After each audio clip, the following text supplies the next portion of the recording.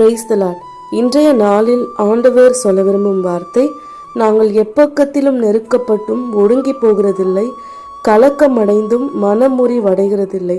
2 கொரிந்தியர் 4:8. அன்பான தேவனுடைய பிள்ளைகளே, எல்லா சூழ்நிலைகளிலிருந்தும் எல்லா பக்கங்களிலிருந்தும் நம்ம புரிஞ்சுக்காம எதிர்ப்பின் வார்த்தைகளும் நகைப்பின் வார்த்தைகளும் உங்களை ஒடுக்கி கொண்டிருக்கிறதா? குடும்பத்தினர் உங்களை புரிஞ்சிக்கலையா? நீங்கள் செய்கிற எல்லாவற்றையும் தப்பான ஒரு கண்ணோட்டத்தில் பார்க்குறாங்களா? கலக்கம் அடையாதீங்க. கூடவே இருந்து நம்மோடு கூட எல்லா காரியத்தையும் பகிர்ந்து கொண்ட நண்பர்கள், வேலை செய்கிற இடத்துல உடன் இருக்கிறவங்க எல்லாருமே இன்றைக்கு நம்மளை தனியாக விட்டுட்டு ஒரு கூட்டம் போல கூடி நம்மை குறித்து பேசி நகைக்கிறாங்களா? எதை பற்றியும் கவலைப்படாதீங்க. நம் இயேசு கிறிஸ்துடைய பிள்ளைங்களுக்கு இப்படிப்பட்ட சோதனைகள் வருங்க.